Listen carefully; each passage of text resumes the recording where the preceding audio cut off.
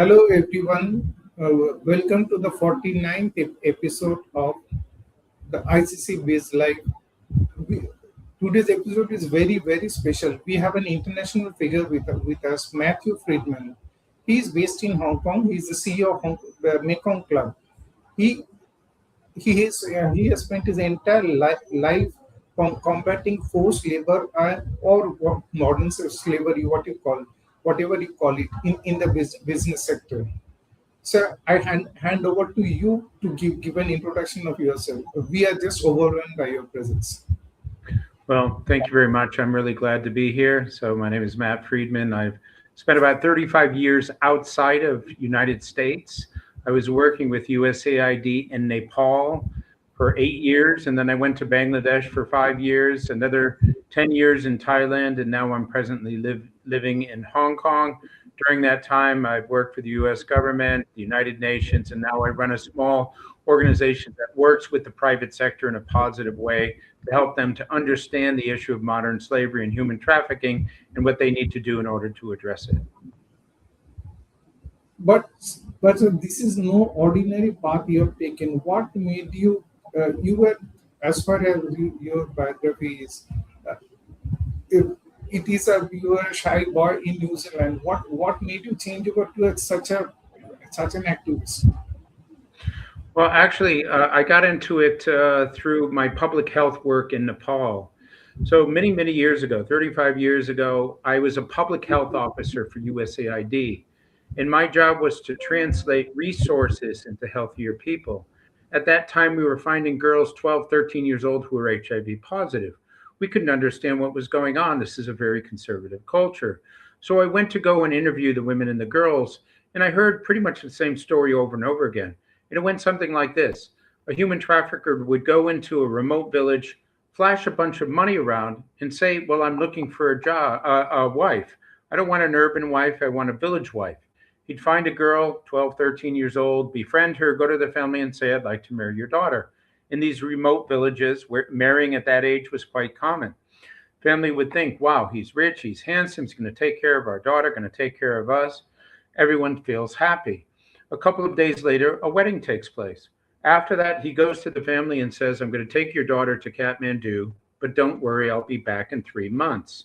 But that's not what's going to happen. Instead, he takes her to Mumbai, India, to the red light district where the brothels are.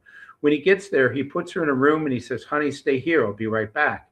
As she was coming in, she saw these people wearing funny clothes, these men, women, dressed in a weird way. And she said, "No, no, no, no, don't leave me. I'm scared." He says, "It's okay. I'll be right back."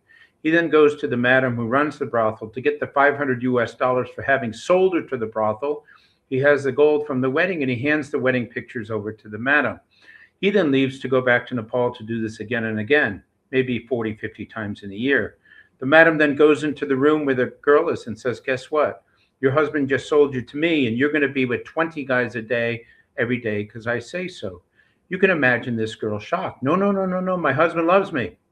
No, that's what happened. When she internalizes this, many of the girls say, "Well, I'll kill myself before I do those shameful things. I'm a good Hindu girl." The madam then brings out the photograph of the wedding and says, "Is this your mother, your brother, your sister, your father? If you hurt yourself, we'll hurt them."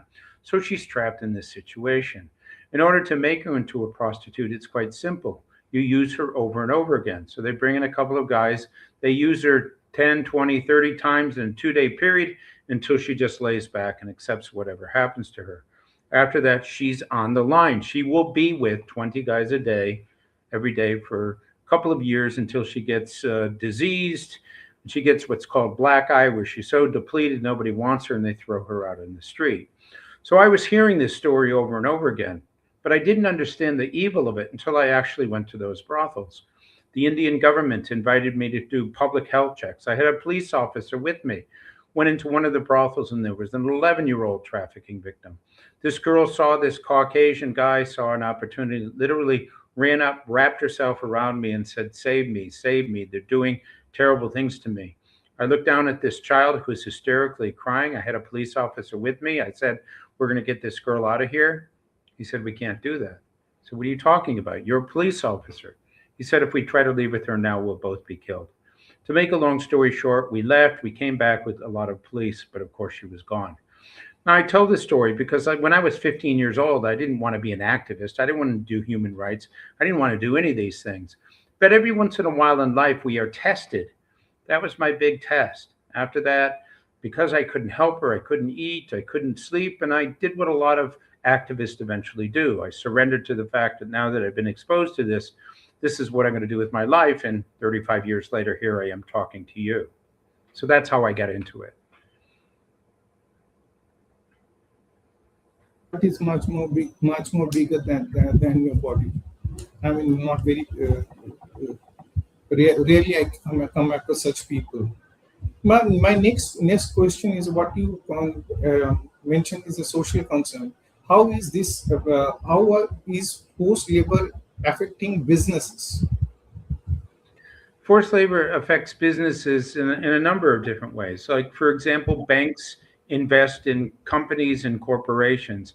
And if those corporations have something to do with human trafficking, then they are basically supporting human trafficking.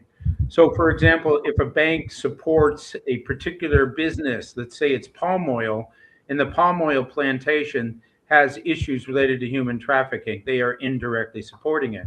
Manufacturers and retailers also have supply chains, and within their supply chains may be factories, and those factories could be tainted by modern slavery. So you hear of sweatshops, for example. And lastly, the hospitality sector, you could have sex trafficking taking place in hotels, you can have construction sites that are associated with modern slavery. And so there is this relationship that exists with certain companies related to this particular topic.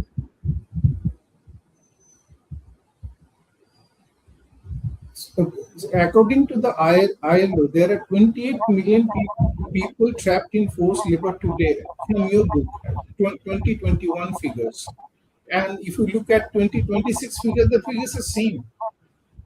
I mean, with 22 more in modern slavery. I mean, has situation not improved at all? There's Well, only okay, one Matthew Friedman. this is the sad truth. Okay, so when I started doing my career, they estimated there were 200 to 400,000 people in modern slavery. This was 35 years ago. As you rightly pointed out, it's estimated there's 50 million people in modern slavery. But according to the Trafficking in Persons report, which is the report that looks at global trends, and the Walk Free, which calculates the numbers related to modern slavery, last year the world helped only 133,000 out of 50 million people. That's 0.2%. That's not even 1%. Now, in my 25 years and 30 years of doing this, that number's been pretty much the same. And the reason for that is the profits generated from modern slavery are estimated to be 250 or 236 billion US dollars. The amount of money to fight it is only about 400 million, which is 0.13%. So the bad guys have access to a tremendous amount of money, and the people who are fighting this have hardly any, less than 1%. So that's why you can see that for the most part, we're not seeing any global change in these numbers. And in fact, with the Iran fuel crisis and tariffs and many other things, the numbers are actually going up.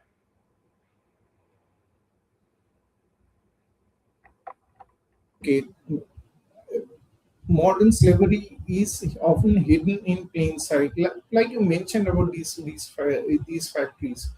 If I see a young boy serving tea in a tea stall, I often ask, why aren't you going to school? Why are you doing this? Uh, but others don't do that also. But otherwise, how do we detect modern slavery?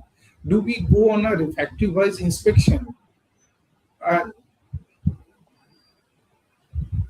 Well, I mean, actually, I once was in Cambodia and I had a conversation and somebody asked me that question. And I said, well, I could go in 5 kilometers in any direction and find modern slavery. And they challenged me to do that. And I actually went out and I found a brothel area that had girls that were under the age of 18 who were working in brothels. They would be identified as sex trafficking victims. I went over to the pier where you had the fishing boats going out and I talked to a couple of young people who were on the fishing boats, and they were all tricked and deceived and held on the boat because of threats and debt, and they would have been human trafficking victims. And I found some young women that basically worked within homes who worked 7 days a week and didn't get any free time off, and they were held in place because somebody held their passport and their personal documents, which again would be a debt bondage and would be a form of modern slavery. And so it's all over the place. You just need to open your eyes and know how to find it. And if you can do that, you can locate all different examples of modern slavery.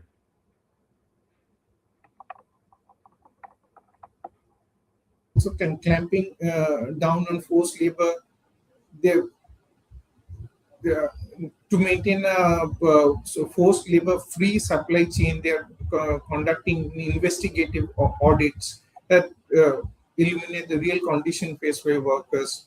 Issues of interest include developing risk assessment tools, standardizing audit methods and approaches, consolidating information collected from audits across industries, and improving communication within companies across internal divisions.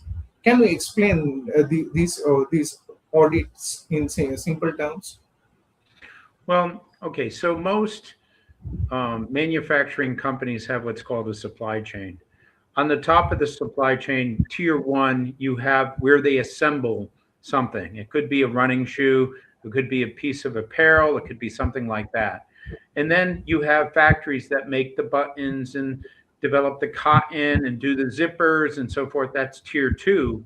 And tier three is where the raw materials come from, the metals, the cottons, the wools, the rubbers, and so forth. So many companies will audit tier one where they're actually manufacturing the item, and you generally don't find problems there.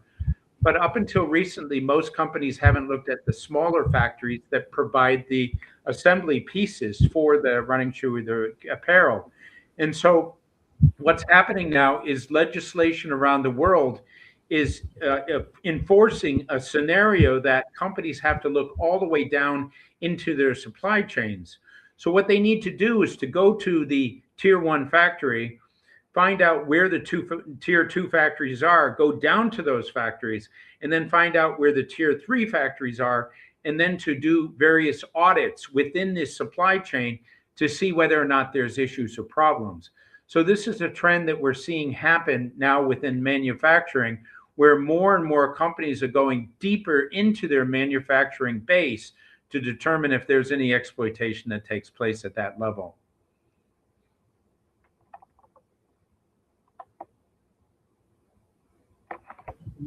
Being in an Indian factory, I can conduct multiple audits and go down to the bottom to see whether people are being paid fairly, whether their working hours are good, whether their safety is organization health and safety is maintained. But how do I know that these is even India has banned goods from countries based on forced labor. How do I know whether forced labor is happening in Bangladesh or in Nepal or whatever country, let's say ASEAN region. Let's not take any name of any country. Forced labor is happening in ASEAN. That's why India will not import from ASEAN. But how do I know in which part of ASEAN forced labor is happening? How will I detect that? Well, I mean, you have to either do a phone call interview with the company that, let's say, is your supplier. You can do a site visit. You can hire an audit company to go in. I mean, really, the only way to determine whether or not forced labor is taking place in a manufacturing situation is to actually have some means of collecting information and data related to it. But let me just give you an example of what some of the indicators of modern slavery would be. For example, if a person from Bangladesh ends up in India and works in a factory, and that person's identification documents have been held by the company, that's an indicator of modern slavery because the person can't leave because they need their documentation. Or another indication is if they pay for their job in Bangladesh through a recruiting company, and then they get to India and they have an indebtedness associated with that, that's an indicator of modern slavery. Or if they sign a contract in a language that they don't understand. So these indicators, there's 11 of them, and the ILO puts these out, helps to identify what are the factors that contribute to auditors looking for issues and problems that would be perceived as being associated with forced labor, human trafficking, or modern slavery. These are three terms that are often used interchangeably, but in fact, there is a difference between them.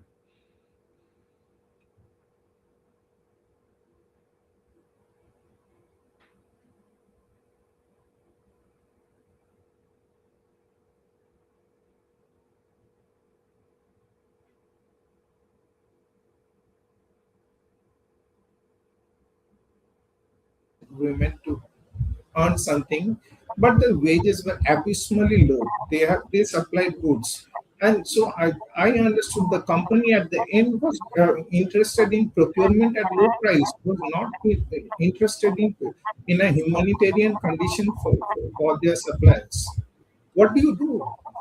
I mean, You find with such. another supplier. You have to find another supplier.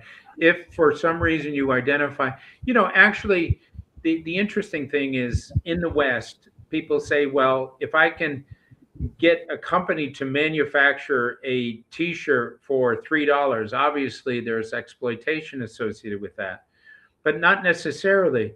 I mean, I've been to factories in Bangladesh where you can manufacture clothes at a very inexpensive price, but at the same time, they are providing a fair wage and a wage that is a living wage that you can work on. In some cases, a brand will give a factory money, but what happens is rather than giving the money to the employees, the managers hold on to it and keep it and cheat the employees. And so that's the reason why, oftentimes you hear this statement, it's so cheap that obviously there's exploitation. Sometimes that's the case, and sometimes it's not the case. It really all depends upon what's happening in terms of whether or not the employees are being paid and being paid a fair wage or not.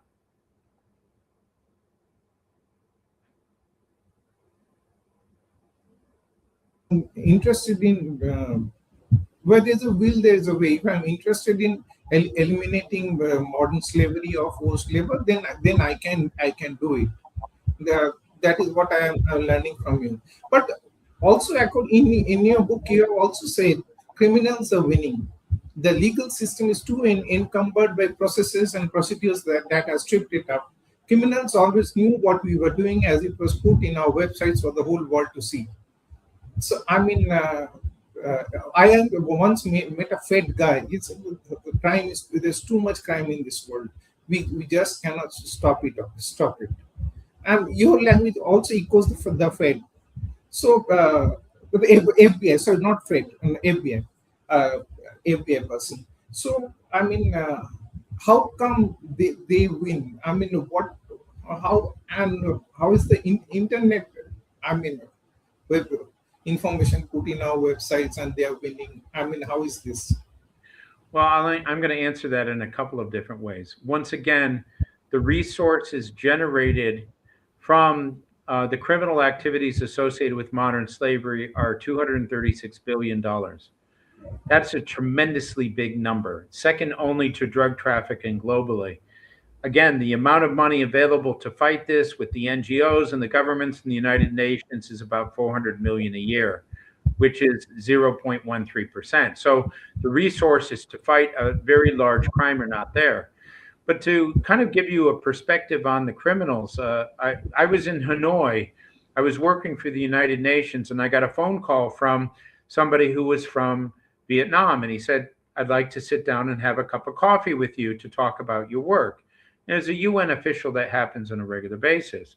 So we went over to a nice cafe, and for 1 hour, I talked about what I did, the anti-trafficking activities, and how the United Nations worked. And then I turned to this person and I said, "Well, what do you do?" And he says, "Well, I'm a human trafficker." I said, "Excuse me?" He said, "Yeah, I'm a human trafficker. All those things you talked about, I do all those things. I get sex trafficking victims and I do forced labor and do all those things. Thank you so much. I always wanted to talk to somebody like you, and it was so nice of you to talk to me." So I had a choice. I could either sit there and continue talking, or I could get very uptight and leave. And I chose to continue talking. And so for another hour, he told me all about his business. and how he trafficked people and how he did things. But then he kept saying to me over and over again, you guys in the NGO world are ridiculous. You have to follow rules and regulations. You have to get permission from your donors. You have to raise money. You have to do all of those activities. I don't have to do any of those things. If anyone comes after me, I just evolve or change or hurt somebody. He actually even gave me his card and said, go after me if you want. And we tried to. We couldn't do anything because he was so well protected. The point I'm making is that these criminals can get away with it because there isn't enough emphasis placed on the issue of human trafficking and modern slavery. And as a result of that, they can get away with all different types of crimes. We're helping to rescue less than 1% of the victims. And out of 500,000 criminals, only about 6,000 went to jail last year, which is 0.8%. So we have a lot of work to do to get to a point where we're actually making a difference, because no country in the world is really having a significant impact.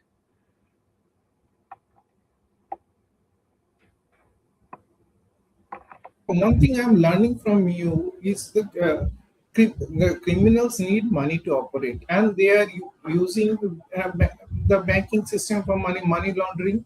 So why aren't banks, whenever the banks feel suspect the transactions, like the name of a company is absurd. The company could be a shell company. We have a Ministry of Corporate Affairs where there is a register of companies. We can detect a shell company. Banks can also detect a shell company and transfer the funds, and they can inform it to people like you. Why don't they do it? Well, okay, so if it came to drug trafficking, banks have been working to identify that criminal activity for a long time.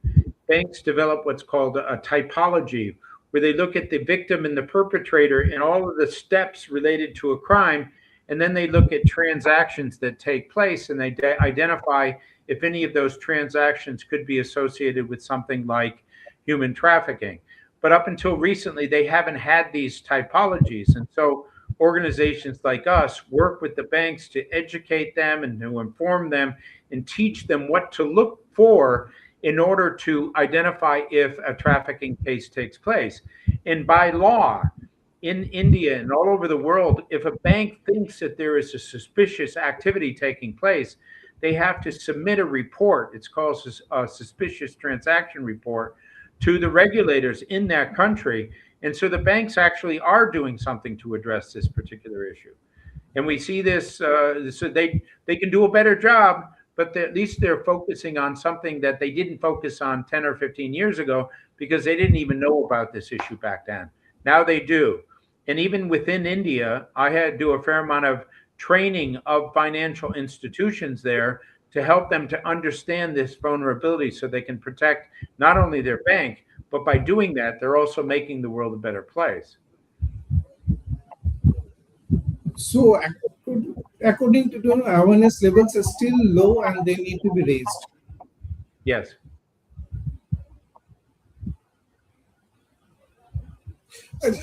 Now, being an economist, I will come to the poverty factor. If there is no unemployment goal, no minimum basic income, a minimum 180 days employment, then if I am poor, hunger will uh, drive me to some sort of exploitation, won't it? So, don't we need a socialistic cover in a capitalist economy? Yeah, I mean, a lot of the reason why human trafficking is able to thrive is desperation.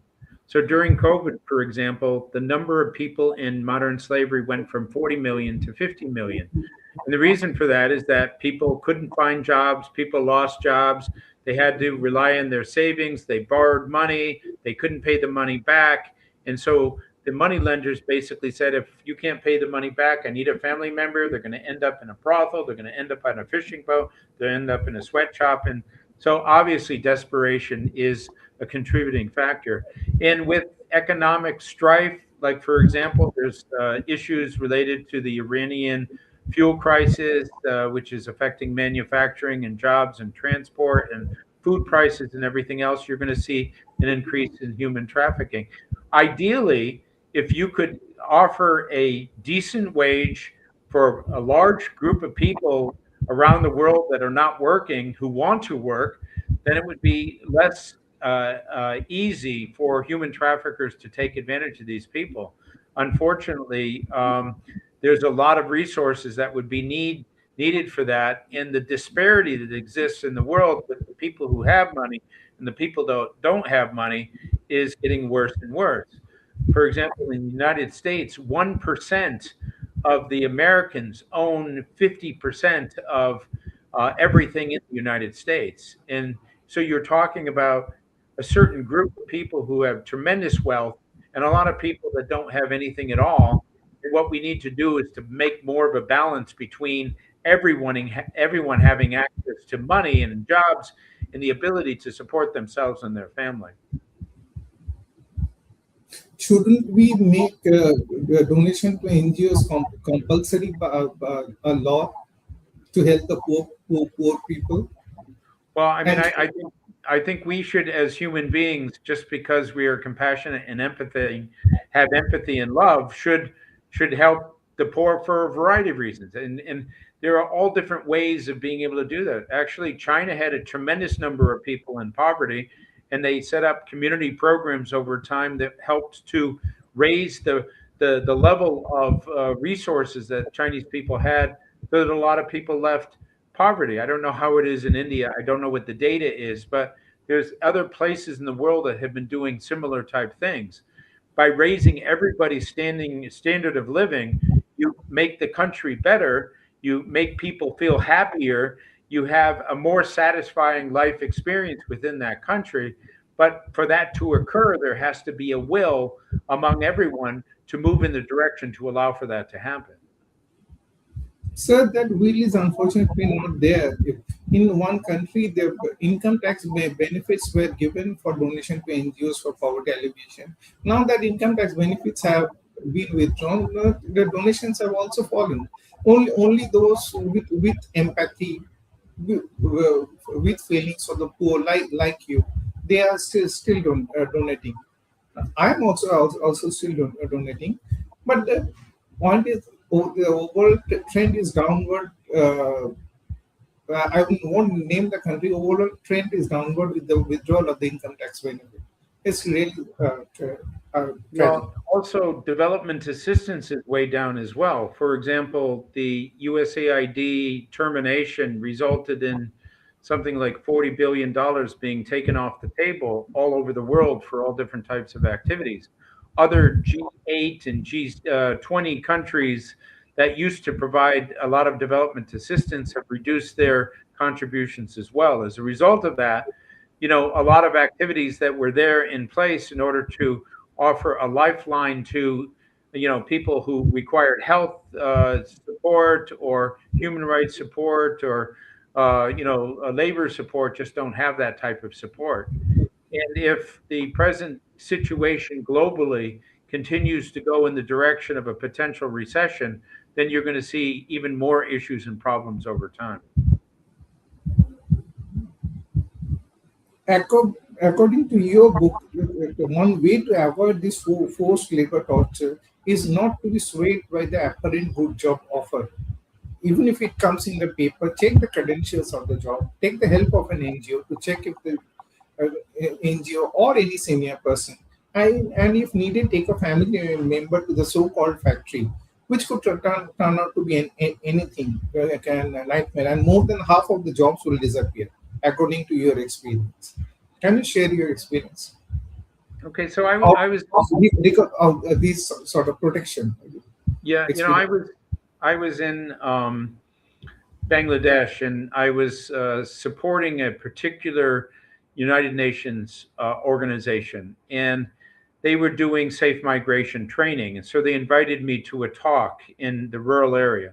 So when I got there, I said, "Can you do a pre-test to determine what it is that the people know, and then do the talk, and then do a post-test?" So they did the pre-test, they did the talk. It was 3 hours long, and then they did a post-test, and the scores didn't go up, they actually went down. And the reason for that was that they gave so much information, it created so much confusion.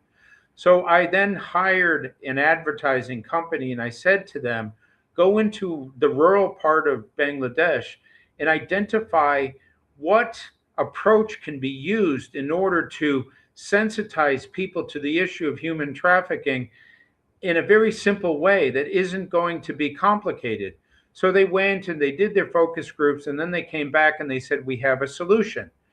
So I said, what is the solution? And they said, well, what happens is a trafficker comes into a community and makes all kinds of promises and then says, I'd like to take your son or daughter away. And, they're going to go and have a great job. It's going to be in India and everything's going to be wonderful. And so what happens is the person goes with them and then they're lost and, they don't see them again. So what this group recommended was, if a traffic or a person comes in and says they want to take a son and daughter, say to them, okay, you can have them, but we're going to send an uncle or a nephew or a father along with you to India to ensure that this is a real thing. If it's a problem, if it's a trafficking case, then this will evaporate immediately. What you'll have is they'll say, no, no, no, and they'll come up with an excuse for not doing it. If it's real and they allow the family member to go along with them, then you know that it's probably a safe situation. So we trained this community on this. And then we went back 6 months later and they said, aha, when we said that we were going to send a family member along, they said, well, we can't do this, et cetera, and it evaporated. But when we said that somebody was going to go and they agreed, it turned out to be okay. And so this is a very simple way of determining the extent to which what a person is saying about a job, whether it's real or not, as a means of testing to see whether or not it's real. Great one, and only it comes to my brain like yours.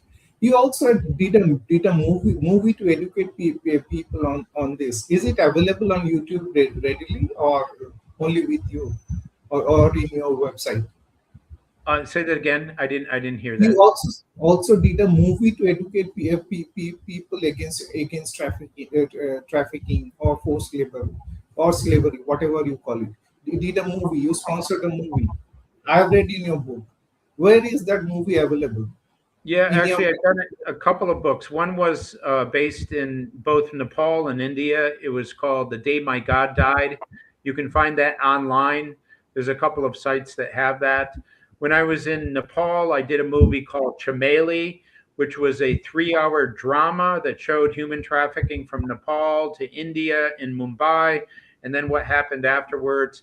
That particular full-length movie ran for 78 consecutive days in Kathmandu, and was one of the most popular films that ever made it to Nepal in the form of a drama, and have been involved in a recent movie related to scam centers. All of those videos are online. I can also provide links to them as well.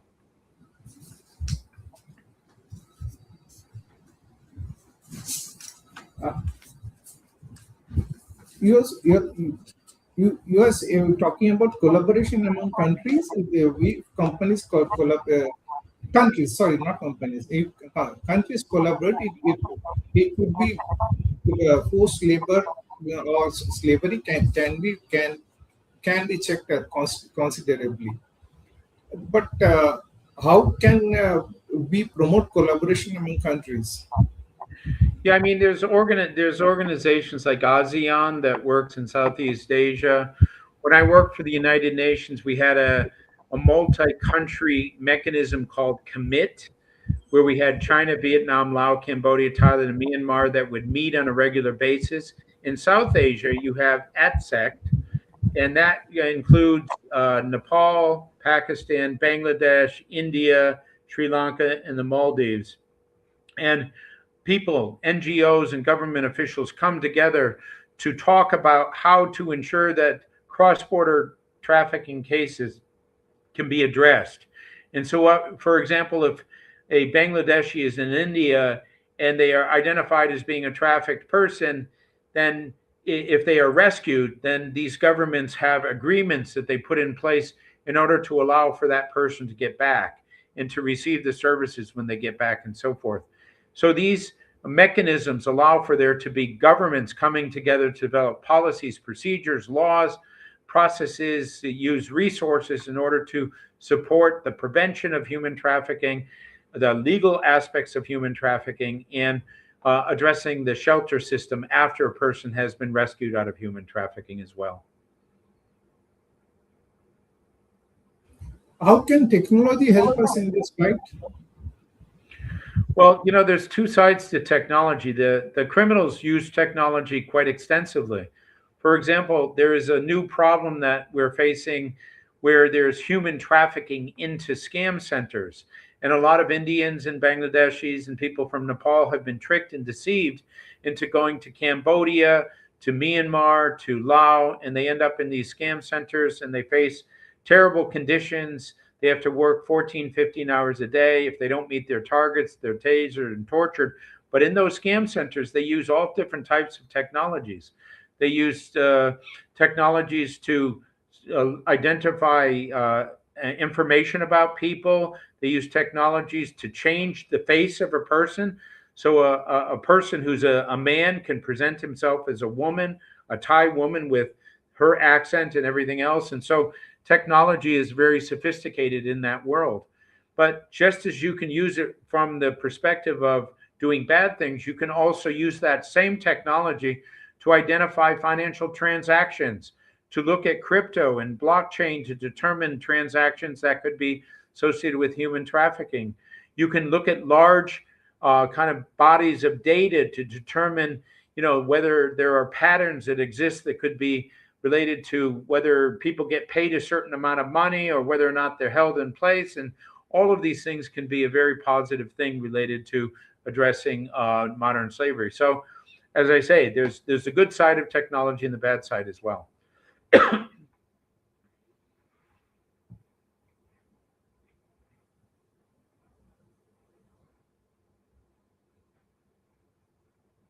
Digital arrest, and you should not move out of the house, and you should transfer this much amount of money. And out of fear, the honest people have transferred money, and the very few have been able to recover.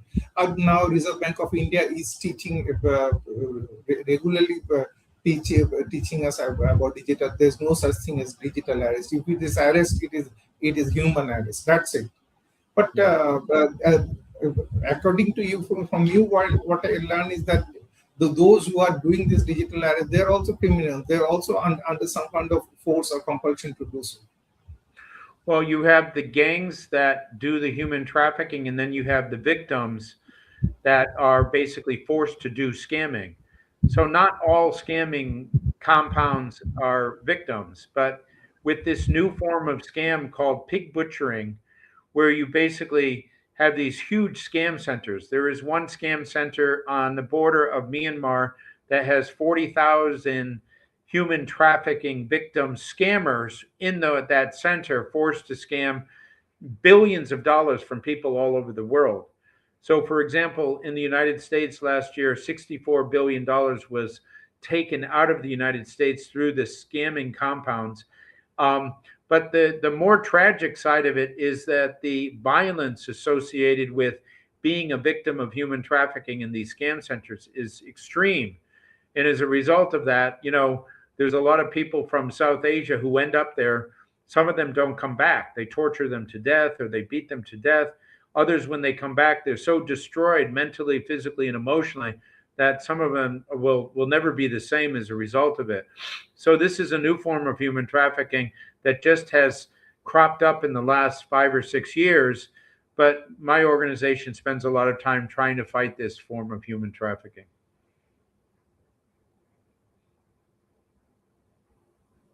Is to the first step is to higher awareness, and then awaken the protagonist in each of us who can fight the antagonist at the ground level. And the key to that is the key to global safety. Ironically, most dangers to people have come from the near and dear ones only. If only another near person alerts them of the danger ahead, if their gut feel is saying something wrong, there's something they're not find logical, then many could be saved.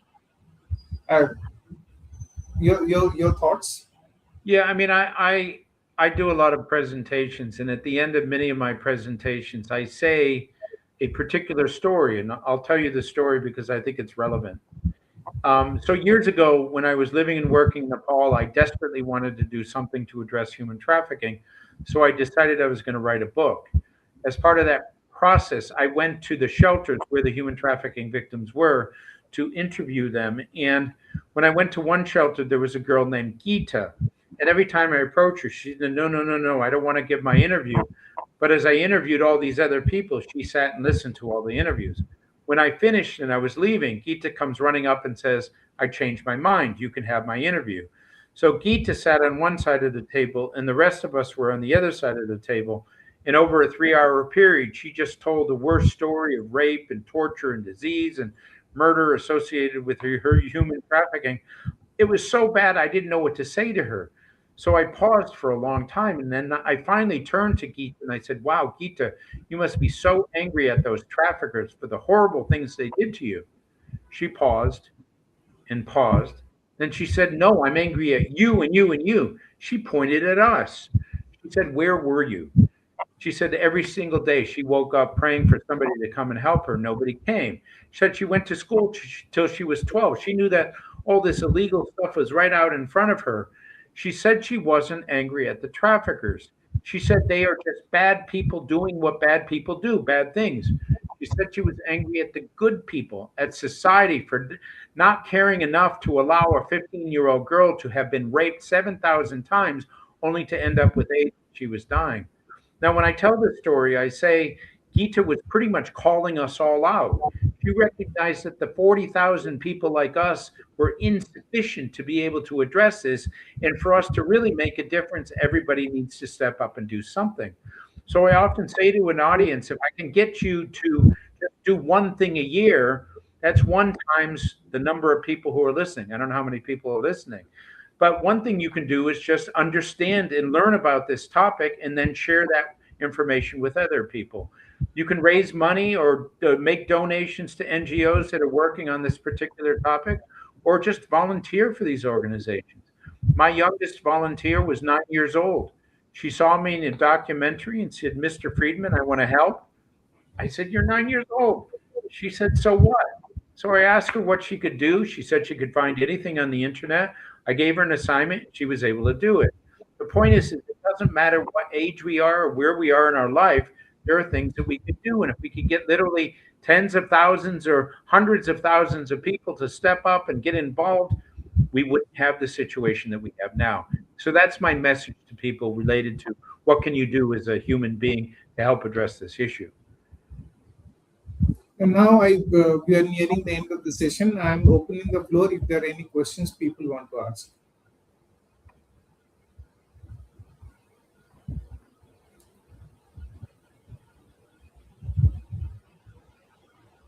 Uh, Ask your question.